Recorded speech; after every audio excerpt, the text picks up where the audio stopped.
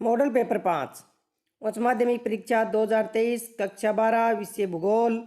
समय 3 घंटे 15 मिनट। पूर्णांक 56 अंक। खंड ए। प्रश्न 1 बहुविकल्पीय प्रश्न। प्रश्न 1 प्रवास को प्रभावित करने वाला प्रतिकर्ष कारक है। ए प्राकृतिक विपदाएं, ब बेरोजगारी, स प्रतिकूल जलवायु, द उपरोक्त सभी। सही उत्तरों का द उपरोक्त सभी। प्रश्न 2 त्रिभुजाकार आयुलिंक पिरामिड किस प्रकार के देशों का प्रतिरूप है। उत्तर ए में विकासशील, ब विकसित देश, स अल्प विकसित, द आदिम अवस्था वाले। सही उत्तर होगा स अल्प विकसित देश। प्रश्न 3 मानव विकास के अवधारणा निम्न में से किस संकल्पना पर आश्रित है।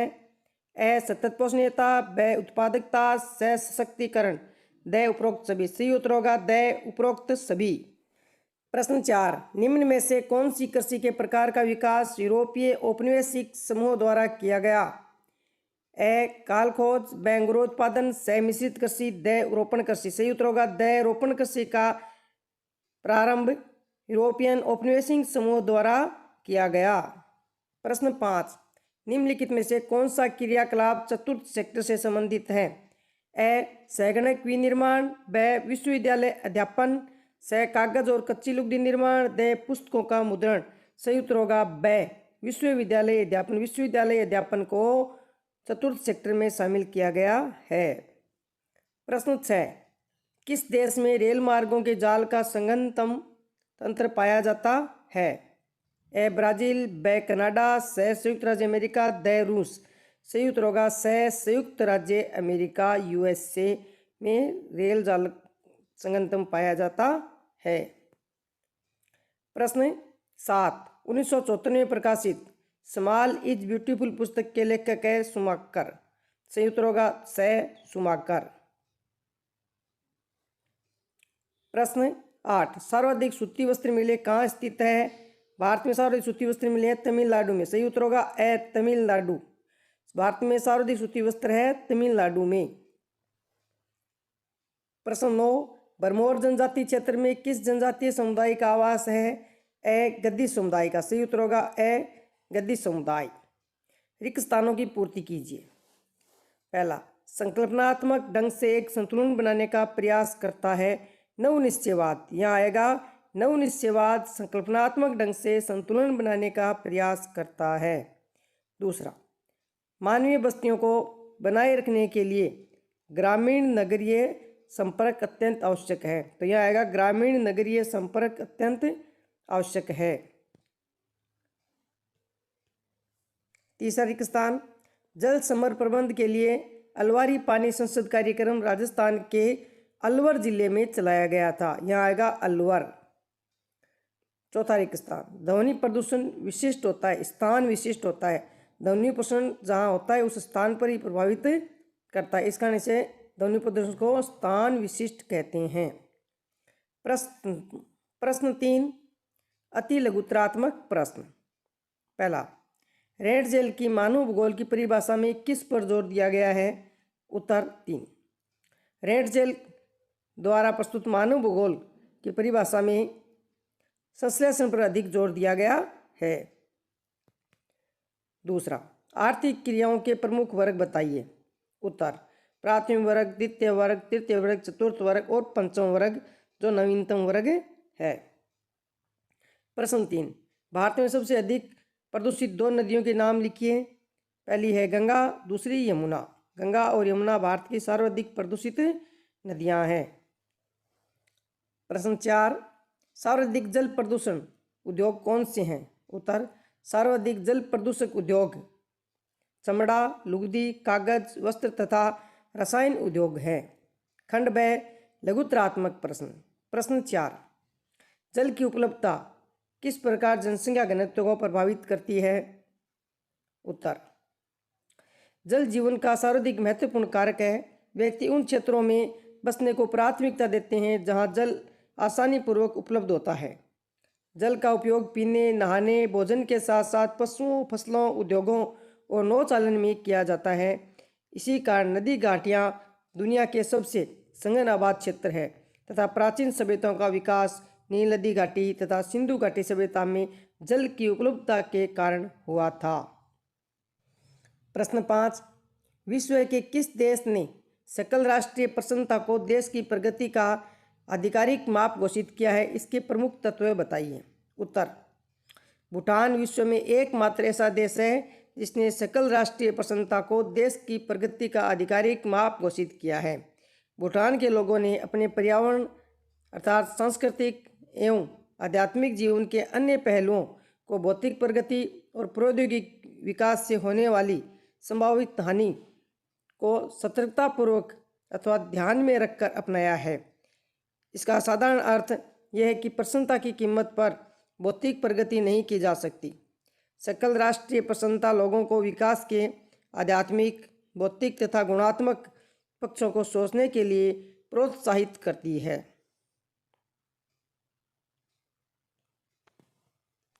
प्रश्न 3, ट्रांस साइबेरियन रेल मार्ग के आर्थिक महत्व का वर्णन कीजिए। उत्तर, ट्रांस साइबेरियन रेल मार्ग रूस के पूर्वी भाग साइबेरिया तथा यूराल प्रदेश को जोड़ता है। इस रेल मार्ग से साइबेरिया के आर्थिक विकास में सहायता मिलती है। इस रेल मार्ग के द्वारा पूर्वी क्षेत्र को मशीनरी तथा लोहा भेजा जाता है तथा साइबेरिया से पश्चिम की तरफ खाद्यान्न, लकड़ी तथा कोयला भेजा जाता है। इस रेल मार्ग के उत्तर तथा दक्षिण की तरफ नदियों के द्वारा माल ढोया जाता है। इस व्यापारिक मार्ग पर साइबेरिया के मुख्य नगर स्थित है। इस रेल मार्ग के विकास से साइबेरिया में जनसंख्या घनत्व में वृद्धि हुई है। प्रश्न 7, विश्व व्यापार संगठन पर टिप्पणी लिखिए। उत्तर 7, विश्व व्यापार संगठन एकमात्र ऐसा अंतर्राष्ट्रीय संगठन है जो कि देशों के मध्य वैश्विक नियमों का व्यवहार करता है। यह विश्वव्यापी व्यापार तंत्र के लिए नियमों को नियत करता है तथा उनके सदस्य देशों के मध्य विवादों का निपटारा करता है। विश्व व्यापार संगठन दूरसंचार और बैंकिंग जैसी सेवाओं तथा अन्य विषयों जैसे बौद्धिक संपदाधिकार के व्यापार को भी अपने कार्यों में शामिल करता है। प्रश्न 8, पतनों के विभिन्न प्रकार बताइए। उत्तर 8, पतनों के प्रकार 9 बार के अनुसार पतन निम्नलिखित प्रकार के होते हैं। पहला है औद्योगिक पतन, दूसरा वाणिज्यिक पतन, तीसरा विस्तृत पतन। अवस्थिति के आधार पर पतनों के प्रकार: अंतर्देशीय पतन, बाह्य पतन और विशिष्टीकृत कार्यकलाप के आधार पर पतनों के प्रकार: तेल पतन, मार्ग पतन, पैकेट पतन, पैकेट स्टेशन पतन, आंत्रपो पतन, नौसेना पतन आदि। प्रश्न 9, ग्रामीण बस्तियों की प्रमुख विशेषताओं का वर्णन कीजिए। उत्तर 9, 1, ग्रामीण बस्तियों में लोग मुख्य रूप से कृषि तथा पशुपालन पर निर्भर करते हैं। 2, ग्रामीण बस्तियों के लोगों की क्रियाएं गांव से बाहर तक फैली हुई होती है। इन बस्तियों का आकार छोटा होता है। ग्रामीण बस्तियों में आधुनिक सुविधाएं कम होती है। 5, इन बस्तियों में जनसंख्या घनत्व कम होता है। 6, ग्रामीण बस्तियों में मकान बिखरे हुए होते हैं। प्रश्न 10, जनसंख्या वृद्धि के आधारभूत घटक कौन से हैं? उत्तर 10, 2 समय बिंदुओं के मध्य किसी क्षेत्र विशेष में रहने वाले लोगों की संख्या में परिवर्तन जनसंख्या वृद्धि कहलाता है, जो समय के साथ निरंतर घटती बढ़ती रहती है। जनसंख्या वृद्धि के 2 घटक होते हैं: प्राकृतिक वृद्धि, जनसंख्या की प्राकृतिक दर को अशोधित जन्म दर और मृत्यु दरों के अंतर के आधार पर ज्ञात किया जाता है। अभिप्रेरित वृद्धि, जनसंख्या की अभिप्रेरित वृद्धि को किसी दिए गए क्षेत्र में लोगों के अंतःवर्ती और बहिर्वर्ती संचलन की प्रबलता द्वारा ज्ञात किया जाता है। यानी प्रवास के द्वारा जो जनसंख्या में वृद्धि या कमी होती है उसको अभिप्रेरित वृद्धि कहते हैं। प्रश्न 11, प्रवास के कोई 2 आर्थिक परिणाम लिखिए। उत्तर 11, पहला, अंतर्राष्ट्रीय प्रवासियों द्वारा भेजी गई हुंडी विदेशी विनिमय का प्रमुख स्रोत होती है। हुंडी की राशि से भोजन, ऋण अदायगी, उपचार, विवाह, शिक्षा, गृह निर्माण आदि आवश्यकताओं की पूर्ति भारतीयों द्वारा की जाती है, जिससे आर्थिक स्थिति मजबूत हुई है। 2, पूर्वी उत्तर प्रदेश, बिहार, मध्य प्रदेश और ओडिशा के ग्रामीण क्षेत्रों से पंजाब, हरियाणा, पश्चिमी उत्तर प्रदेश के ग्रामीण क्षेत्रों में प्रवास कृषि विकास व हरित क्रांति के लिए उत्तरदायी है। प्रश्न 12, ग्रामीण बस्तियों के विभिन्न प्रकारों के लिए उत्तरदायी कारकों का वर्णन करें। उत्तर 12। ग्रामीण बस्तियों के विभिन्न प्रकारों के लिए निम्न कारक और दशाएं उत्तरदायी हैं। पहला है भौतिक लक्षण, भूभाग की प्रकृति, ऊंचाई, जलवायु और जल की उपलब्धता। दूसरा सांस्कृतिक और मानव जातीय कारक, सामाजिक संरचना, जाति और धर्म। तीसरा सुरक्षा संबंधी कारक, चोरियां और डकैतियों से सुरक्षा आदि। प्रश्न 13। भारत में अलोह धातुओं के नाम बताइए तथा उनके स्थानिक वितरण की विवेचना कीजिए। उत्तर, वे सभी प्रकार के खनिज जिनमें लौह अंश अनुपस्थित होता है अलोह धातु कहलाते हैं। देश में बॉक्साइट और तांबा प्रमुख अलोह धातुएं हैं। बॉक्साइट का उत्पादन मुख्यतः उड़ीसा, झारखंड, गुजरात, छत्तीसगढ़, मध्य प्रदेश और महाराष्ट्र में होता है, जबकि तांबा खनिज के निक्षेप मुख्यतः झारखंड के सिंहभूमि जिले में, मध्य प्रदेश के बालाघाट में तथा राजस्थान के झुंझुनू व अलवर जिलों में पाई जाती हैं।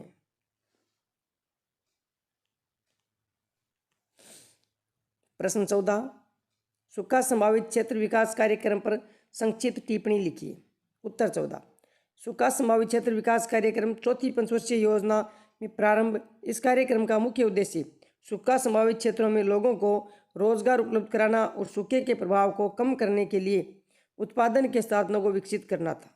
पांचवीं पंचवर्षीय योजना में इस कार्यक्रम के कार्य क्षेत्र को विस्तृत करके इसमें सिविल निर्माण कार्यों के अतिरिक्त सिंचाई परियोजनाओं, भूमि विकास कार्यक्रमों, खननीकरण, चारागाह विकास और आधारभूत ग्रामीण अवसंरचना जैसे विद्युत, सड़क, बाजार, ऋण सुविधाएं और सेवाओं को भी शामिल कर लिया गया।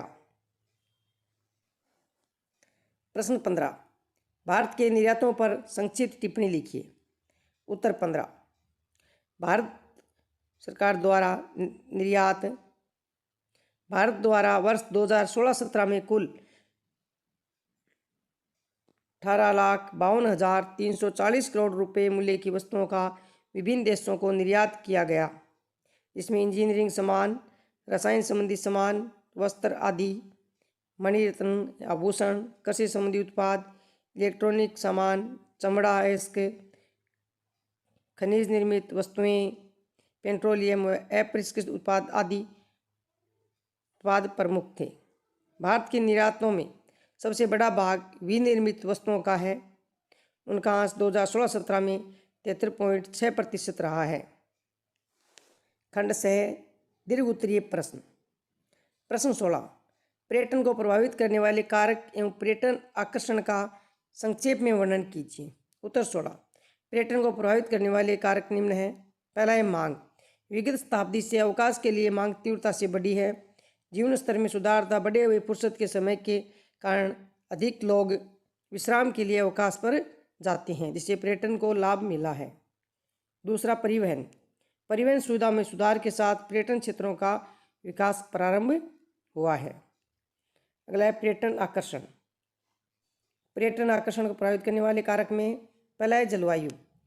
ठंडे प्रदेशों के अधिकांश व्यक्ति पुलिन विश्राम के लिए उष्ण व धूपदार मौसम की अपेक्षा करते हैं। दक्षिण यूरोप एवं भूमध्य सागरीय क्षेत्रों में पर्यटन के महत्व का ये एक मुख्य कारण है। दूसरा भूदृश्य। अनेक लोग आकर्षित करने वाले पर्यावरण में अवकाश बिताना पसंद करते हैं, जिसका प्राय अर्थ होता है पर्वत, झीलें, दर्शनीय समुद्री तट और मनुष्य द्वारा पूर्ण रूप से अपरिवर्तित भूदृश्य। तीसरा इतिहास एवं कला। किसी क्षेत्र के इतिहास और कला में संभावित आकर्षण होता है। लोग प्राचीन और सुंदर नगरों में पुरातत्व के स्थानों पर जाते हैं तथा किलों, महलों और गिरजाघरों को देखकर आनंद उठाते हैं। चौथा है संस्कृति और अर्थव्यवस्था। मानव जाति और स्थानीय रीतियों को पसंद करने वाले लोगों को पर्यटन लुभाता है। यदि कोई प्रदेश पर्यटकों को जरूरतों को सस्ते दामों में पूरा करता है तो वह अत्यंत लोकप्रिय हो जाता है। प्रश्न 17। भारत में उद्योगों की अवस्थिति को प्रभावित करने वाले किन्हीं 3 कारकों की विवेचना कीजिए। उत्तर 17। पहला कच्चा माल। कच्चे माल और उद्योग की स्थापना में घनिष्ठ संबंध होता है। सामान्यतः उद्योग कच्चे माल के प्राप्ति स्रोतों के निकट ही स्थापित किए जाते हैं। इसी कारण भारत वाले कच्चे माल का उपयोग करने वाले उद्योग उन प्रदेशों में स्थापित किए जाते हैं जहां ये उपलब्ध होते हैं। ऐसे उद्योगों में चीनी मिलें, लोहा इस्पात उद्योग, लुगदी उद्योग, तांबा प्रगलन तथा पिग आयरन उद्योग सर्व प्रमुख है। दूसरा है शक्ति के साधन। कोयला, पेट्रोलियम तथा जल विद्युत शक्ति के प्रमुख साधन हैं। शक्ति अर्थात ऊर्जा मशीनों के लिए गतिदायी बल प्रदान करती है, अतः शक्ति की उद्योग की स्थापना में महत्वपूर्ण भूमिका होती है। शक्ति की अधिक आवश्यकता के कारण ही खाद्य एवं रासायनिक उद्योग, एल्यूमिनियम उद्योग, कागज उद्योग, कृत्रिम नाइट्रोजन निर्माण उद्योग आदि उद्योगों की स्थापना शक्ति स्रोतों के निकट की जाती है। तीसरा बाजार। बाजार उद्योग द्वारा निर्मित उत्पादों के लिए निर्गम उपलब्ध कराते हैं। यही कारण है कि उद्योग मांग क्षेत्रों के निकट स्थापित किए जाते हैं, जिससे कम लागत पर ही सामान बाजार में पहुंच जाता है। सामान्यतः भारी मशीन उद्योग, मशीन के औजार, भारी रसायन उद्योग, शीघ्र खराब होने वाली वस्तुओं के उद्योग जैसे डेयरी उद्योग, खाद्य उद्योग आदि की स्थापना उच्च मांग वाले क्षेत्रों के निकट की जाती है, क्योंकि ये बाजार अभिमुखी होते हैं।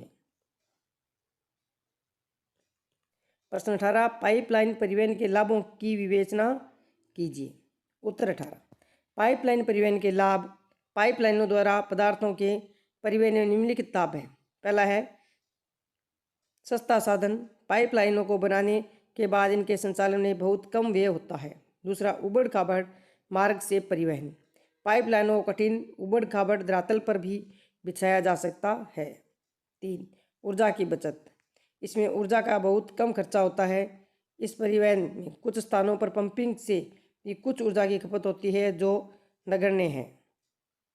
4, समुद्र जल में भी पाइपलाइनों को बिछाना संभव है। अवतट क्षेत्रों से कच्चा तेल स्थल भाग तक पाइपलाइनों द्वारा ही आता है।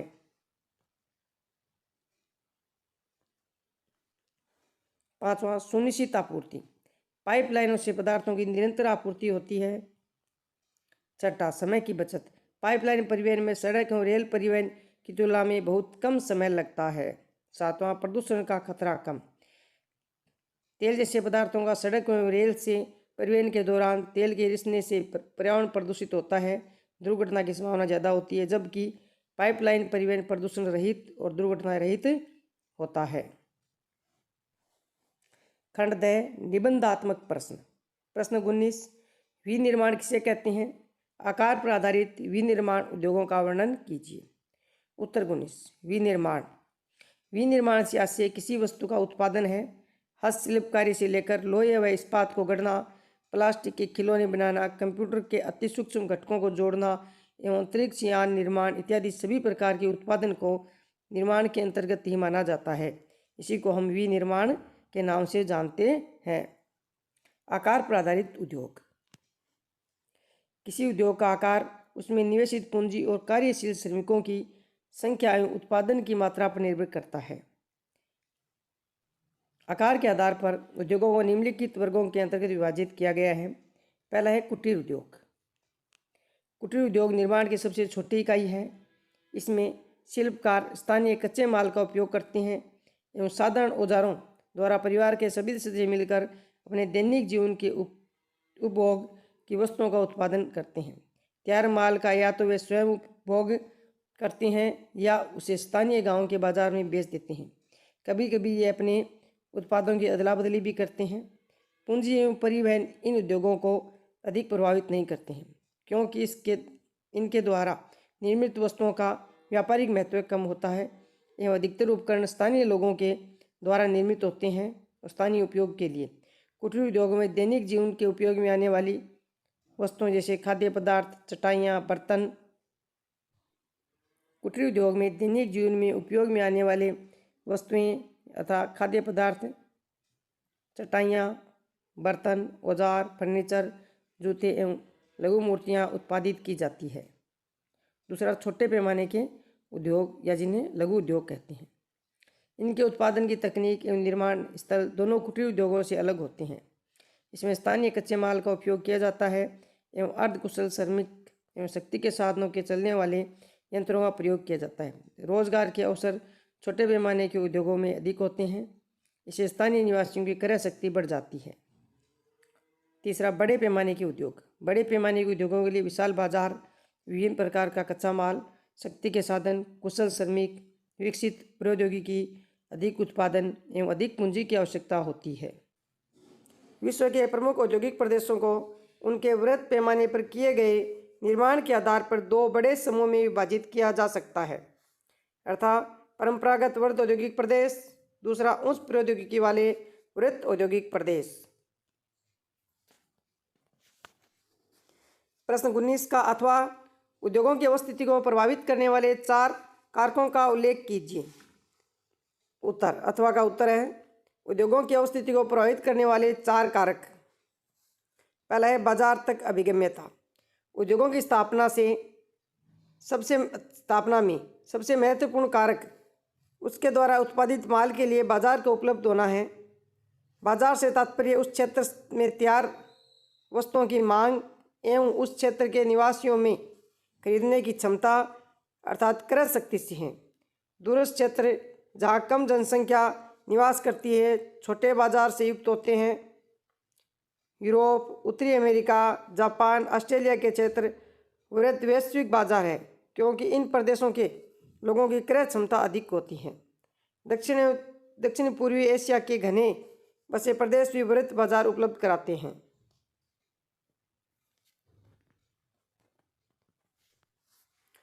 कुछ उद्योगों का व्यापक बाजार होता है यथा वायुयान निर्माण एवं शस्त्र निर्माण उद्योग। 2 कच्चे माल की प्राप्ति तक अभिगम्यता। उद्योगों के लिए कच्चा माल अपेक्षाकृत सस्ता एवं सरलता से परिवहन योग्य होना चाहिए।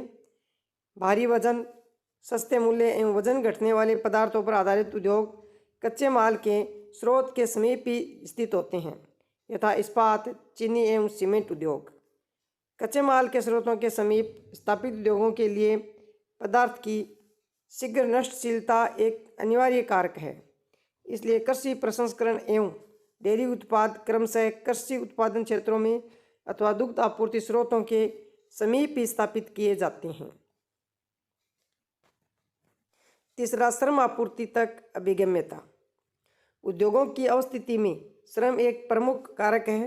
बढ़ते हुए यंत्रीकरण, स्वचालन और औद्योगिक प्रक्रिया के लचीलेपन ने उद्योगों में श्रमिकों पर निर्भरता को कम किया है। फिर भी कुछ प्रकार के उद्योगों में अब भी कुशल श्रमिकों की आवश्यकता होती है। 4, शक्ति के साधनों तक अभिगम्यता। वे उद्योग जिनमें शक्ति ऊर्जा अर्थात शक्ति की आवश्यकता होती है वे ऊर्जा स्रोतों के समीप ही स्थापित किए जाते हैं यथा एल्यूमिनियम उद्योग।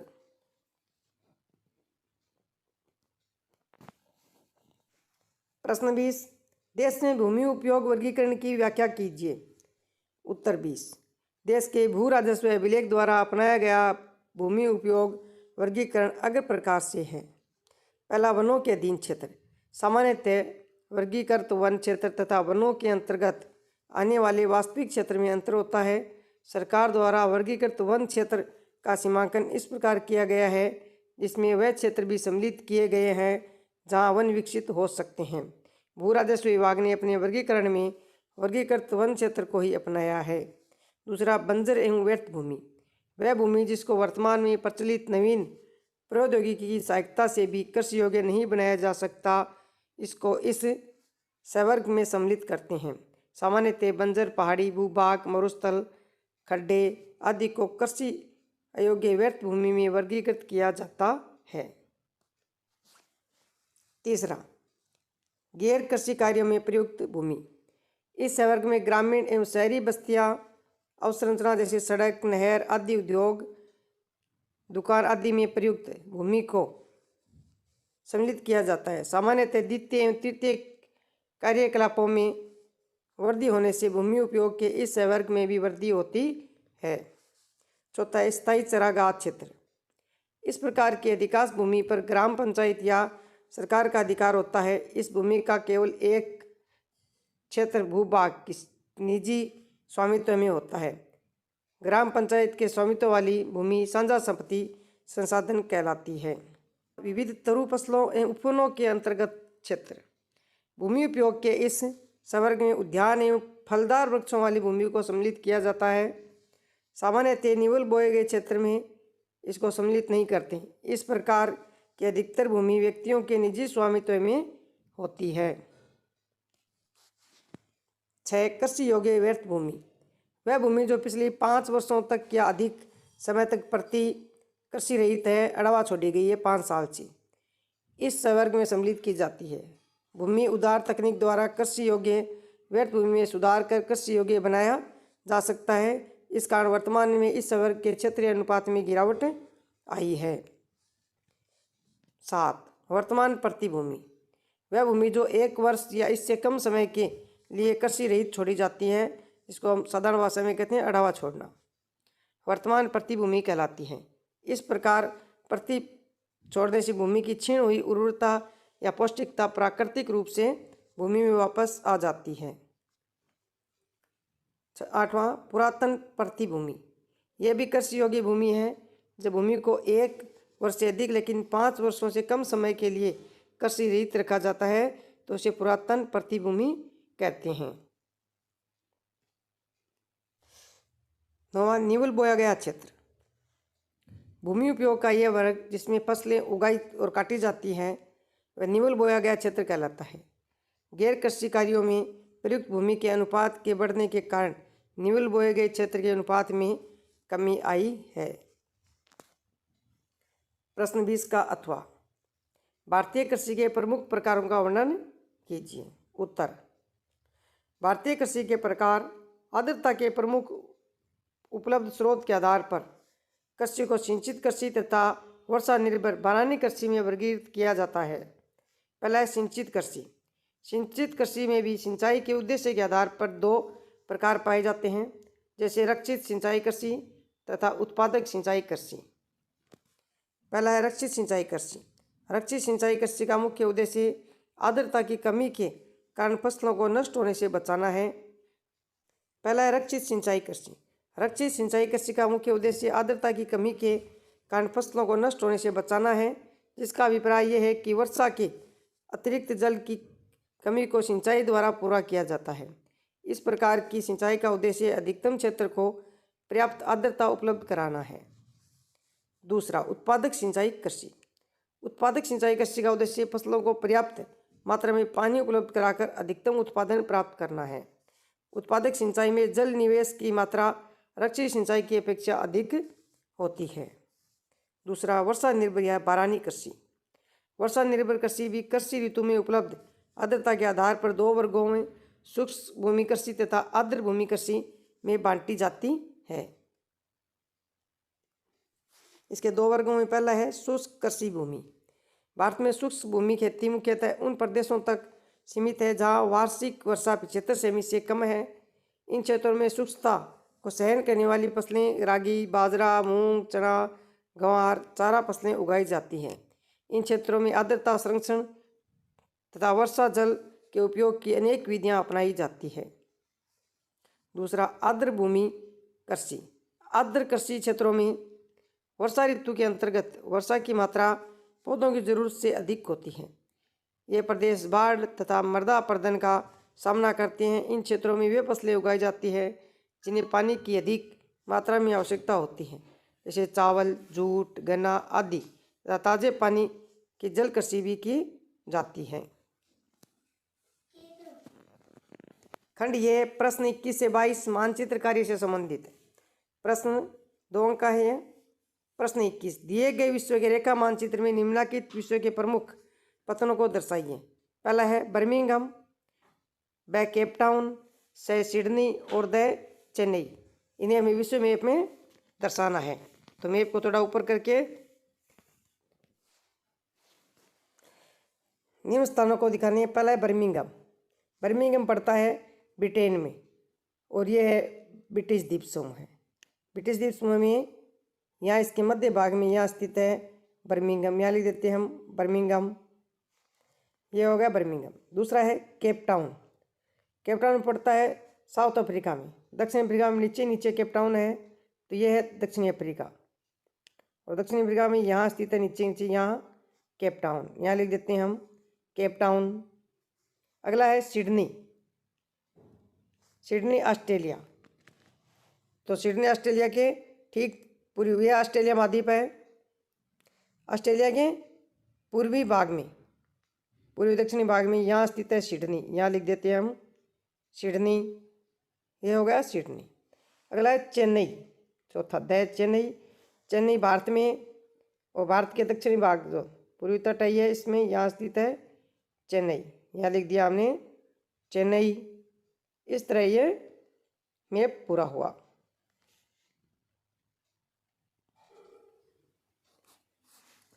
प्रश्न 22, दिए गए भारत के रेखा मानचित्र में निम्नलिखित प्रमुख पत्तनों को दर्शाइए। मार्मागोआ, विशाखापट्टनम, पारादीप और कांदला। प्रथम है मार्मागोआ। तो गोवा भारत के जो ये पूरा का पूरा पश्चिमी तट है इसके मध्य भाग में पता है आपको गोवा स्थित है, तो इसके ठीक मध्य भाग में यहाँ स्थित है ये गोवा, तो यहाँ पर देते हैं हम गोवा। दूसरा विशाखापट्टनम। विशाखापट्टनम आंध्र प्रदेश का एक प्रमुख बंदरगाह जो यहाँ स्थित है, यहाँ विशाखापट्टनम, यहाँ मैंने भर दिया विशाखापट्टनम। अगला है पारादीप। पारादीप ये कोलकाता विशाखापट्टनम के बीच में उड़ीसा का प्रमुख बंदरगाह, तो यहाँ स्थित है पारादीप, यहाँ भर देते हैं हम पारादीप उड़ीसा में यहाँ। अगला है कांदला बंदरगाह। कांदला ये पड़ता है गुजरात में और ये कच्छ की खाड़ी में, ये कच्छ की खाड़ी में यहाँ स्थित है कांदला, यहाँ लिख दिया कांदला। इस तरह भारत का मैप पूरा हुआ। वीडियो पूरा देखने के लिए धन्यवाद। वीडियो को लाइक करें, शेयर करें और चैनल को सब्सक्राइब नहीं किया है तो चैनल को सब्सक्राइब ज़रूर करें।